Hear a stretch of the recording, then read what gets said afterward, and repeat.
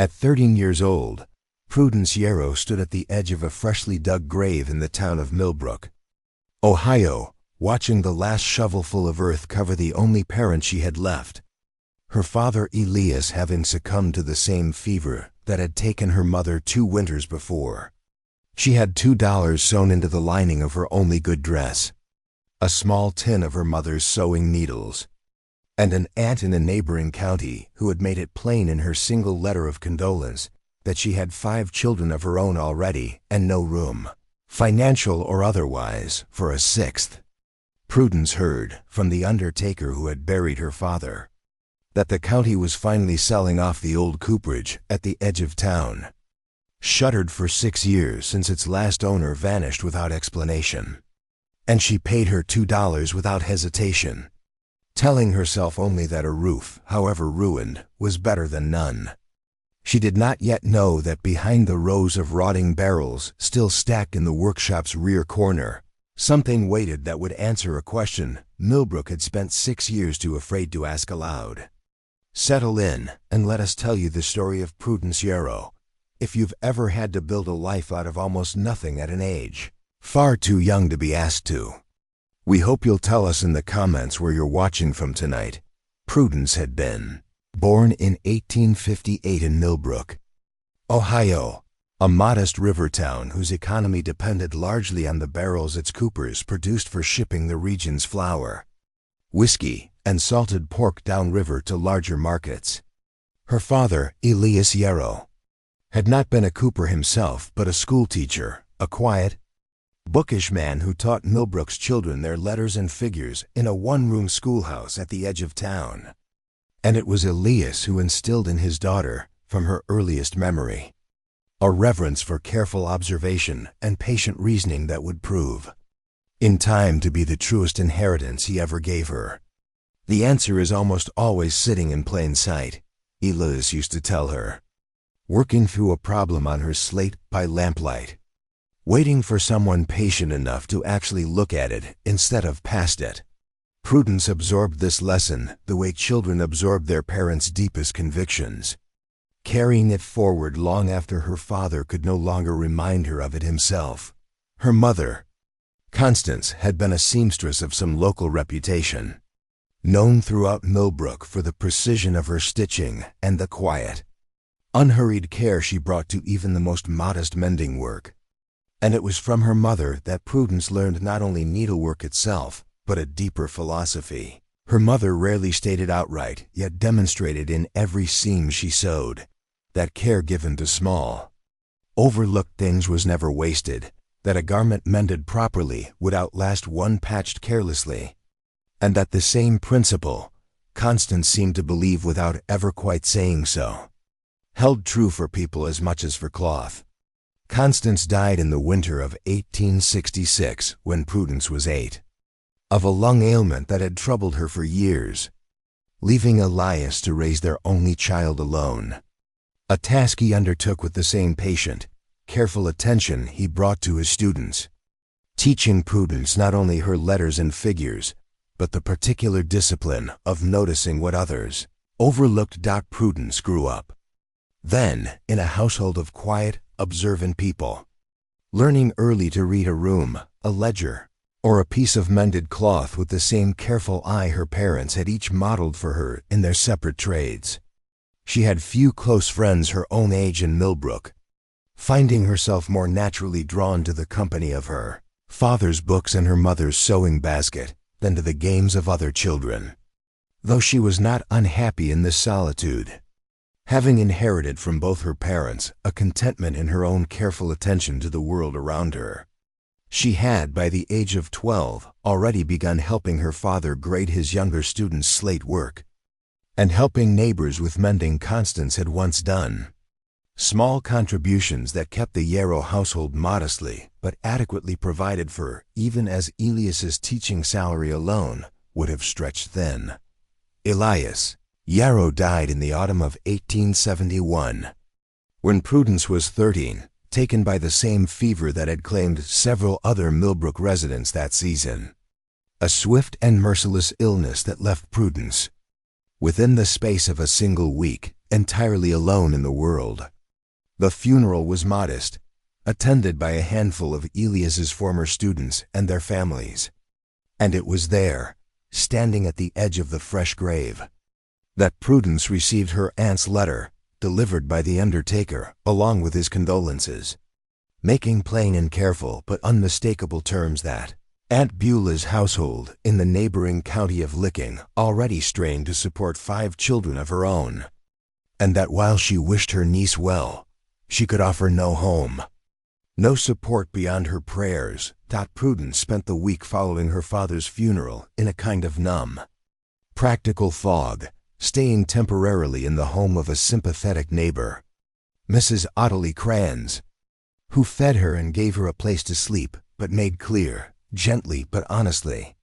that her own household could not extend the arrangement indefinitely.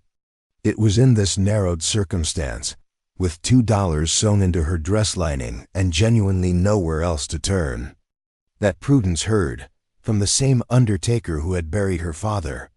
that the county was finally disposing of the old cooperage at the edge of town. Its last owner, a cooper named Bartholomew Finch, who had vanished without explanation some 6 years before, leaving behind a shuttered workshop, an unpaid mortgage, and a mystery that had settled over the years into the kind of story a small town tells itself when it prefers not to examine the actual truth too closely. The sale, held at the county recorder's modest office on a gray November morning, drew almost no interest beyond the recorder himself and a handful of onlookers present mainly out of idle curiosity. And when Prudence offered her $2, the recorder accepted with the particular relief of a man glad to clear a delinquent parcel from his books,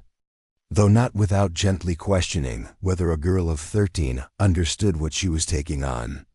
Prudence, who had inherited from her father a habit of answering questions with more careful thought than they were often asked with, assured him she understood well enough, and walked out of the recorder's office the legal owner of a ruined cooperage, and she would soon discover considerably more besides. She walked to the cooperage that same gray afternoon, and found a building in a state of advanced but not irreparable neglect, a solid timber-framed workshop with a stone foundation, its interior dominated by the tools and half-finished stock of a working cooper's trade, shaving horses, draw knives, hoop irons, and stacked in careful rows along the workshop's rear wall, dozens of finished barrels that Bartholomew Finch had apparently completed, but never delivered before his sudden disappearance. Their staves gone gray with 6 years of dust, but their construction, Prudence noted, even with her limited understanding of the cooper's trade, evidently sound and careful work. She spent that first night in the workshop's small attached living quarters, wrapped in a blanket she found among Finch's abandoned belongings, and in the days that followed, restless with grief and uncertainty in equal measure, she began the slow work of clearing the building, sweeping years of accumulated dust and cobweb from every surface with the same patient thoroughness her mother had once brought to a difficult seam. It was on her 5th day in the cooperage, working to clear the stacked barrels from the workshop's rear corner in hopes of using the space for firewood storage before winter set in fully, that Prudence noticed something her father's training in careful observation made her uniquely positioned to catch. One barrel among the dozens stacked there sat noticeably heavier than its neighbors when she attempted to shift it, its weight inconsistent with an empty finished barrel awaiting delivery. She worked at its lid with a small pry tool she found among Finch's tools, and when it finally came free, she found, nestled inside and wrapped carefully in oilcloth that had preserved its contents remarkably well against 6 years of damp and neglect, a modest but genuine cache of gold and silver coin, alongside a bundle of letters and a small ledger bearing, in a careful cramped hand, the name Bartholomew Finch, the ledger and letters, read by candlelight over the following weeks as Prudence quietly settled into the cooperage and began the methodical work of restoring its equipment, told a story considerably more complicated than the vague unease Millbrook had allowed to settle over Finch's disappearance. Bartholomew Finch, it emerged from his own careful hand, had been a cooper of modest but genuine skill who had spent years supplying barrels to Millbrook's largest business, the Ashgrove Milling Company, a relationship that had sustained his shop comfortably until 1865, when the mill's owner, a man named Percival Ashgrove, had begun systematically shorting Finch's payments, claiming barrel counts lower than what Finch's own careful ledger documented having delivered. A discrepancy Finch had initially attributed to honest bookkeeping error before growing certain,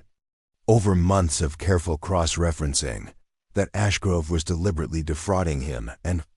Finch's letters suggested with mounting concern, likely defrauding several of Millbrook's other small tradesmen in similar fashion. Asterisk. The deepening mystery, as Prudence pieced together over the following weeks with the same careful, methodical attention her father had modeled for her across a childhood of patient observation.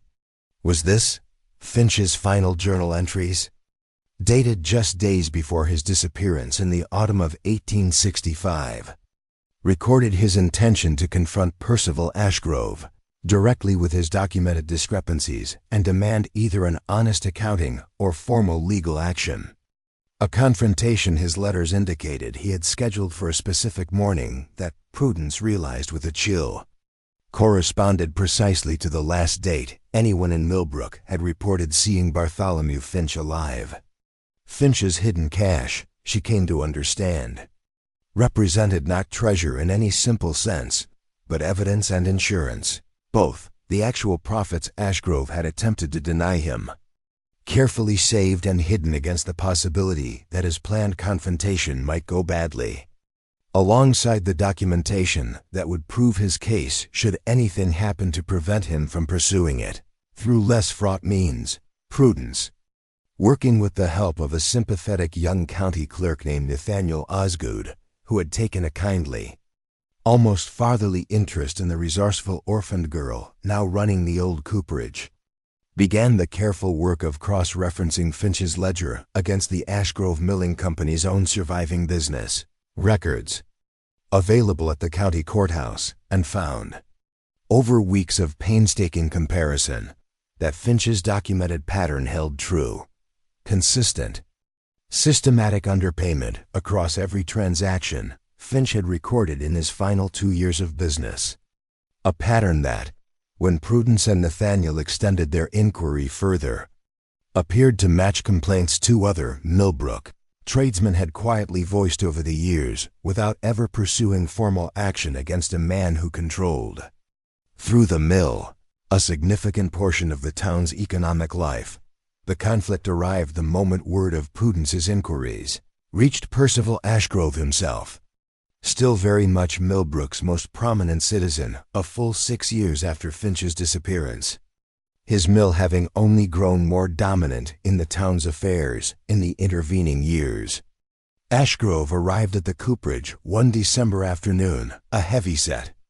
well-dressed man carrying the particular confidence of someone accustomed to having his version of events accepted without serious challenge, offering to purchase the cooperage from Prudence at a price considerably above her $2, framed as generous charity toward an orphan girl who surely had no business running a trade shop alone. When Prudence declined, politely but with a steadiness that surprised even herself, Ashgrove's friendliness cooled into something considerably harder, and within days the pressure that followed took the particular deniable shape such pressure often assumed in a town where one man's mill employed or supplied half the population. A sudden reluctance among Millbrook's merchants to extend Prudence any credit for supplies. A whispered suggestion that a girl her age living alone in a workshop was surely being taken advantage of by someone and ought to be removed to proper care. And when whispers failed to move her, a formal claim from Ashgrove's own lawyer asserting an old, previously unenforced lien against the cooperage property dating to a debt Finch had supposedly owed the mill. A claim Nathaniel Osgood, examining the actual county records with growing indignation, found no legitimate documentary support for whatsoever. It was Nathaniel's careful diligence, And the quiet courage of one of the other tradesmen Finch's ledger had suggested was similarly wronged.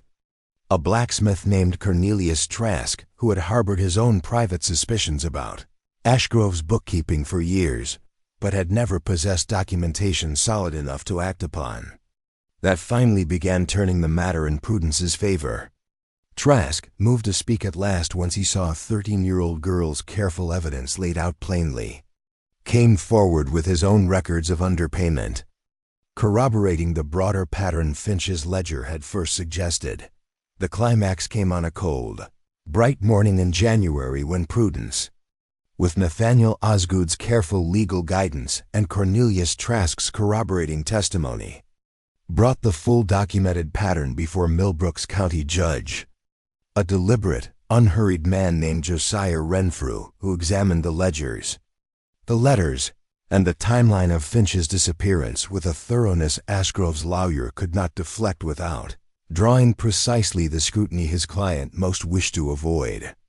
The fabricated lien was dismissed for lack of any legitimate record, and though the judge's jurisdiction could not resolve definitively the darker question of what had actually happened to Bartholomew Finch on the morning of his planned confrontation, the formal hearing, reported plainly in the Millbrook Courier, laid the documented pattern of fraud before the entire town and left little room for anyone to continue regarding Ashgrove's prosperity as entirely honestly earned. Percival Ashgrove faced no criminal charge for Finch's disappearance itself, the evidence remaining circumstantial after 6 years. But the fraud allegations, thoroughly documented and publicly aired, cost him dearly in the town's confidence, and within a year several of the mill's other suppliers had taken their business elsewhere, and Ashgrove himself, no longer able to command the unquestioning deference he once had, sold his controlling interest and left Millbrook within 2 years. Prudence used Finch's recovered fortune, once Nathaniel had helped her establish her legitimate claim to it as the Cooperage's rightful owner, to properly restore the shop to working order, hiring, as she grew into the trade herself over the following years, a journeyman cooper willing to teach a young woman skills the trade rarely offered to anyone of her sex, and using a portion of the recovered funds to establish a small fund at the county courthouse, specifically to help young tradespeople and orphan children in Millbrook secure fair contracts and honest accounting. A fund the town came to know with quiet gratitude as the Yarrow Fund, ensuring that no tradesman in Millbrook would again face the particular vulnerable helplessness that had apparently cost Bartholomew Finch his life. And so we return, as we always do, to where we began, to a girl of 13, standing at her father's graveside with $2 sewn into her dress and nowhere else in the world to turn. Prudence Yarrow did not buy that ruined cooperage because she saw fortune waiting behind its stacked barrels. She bought it because her father had taught her that the answer is almost always sitting in plain sight, waiting for someone patient enough to actually look. And her mother had taught her that care given to overlooked things is never wasted. What she found behind that barrel was never simply gold. It was one honest tradesman's careful, unfinished pursuit of justice, interrupted before he could see it through. And it took a girl the world had also nearly overlooked to finish, at last, what his disappearance had left undone. Thank you for spending this time with Prudence's story, and with Millbrook's. If it moved you, we would be grateful if you shared it with someone who needs reminding tonight that being young, or alone, or overlooked is never proof that you have nothing left to offer. We would love to know, is there a time in your life when careful attention to something others had stopped looking at revealed a truth worth far more than anyone expected? Tell us about it below. We read every story you leave us, and we are always glad to hear them. Until next time, stay close, *.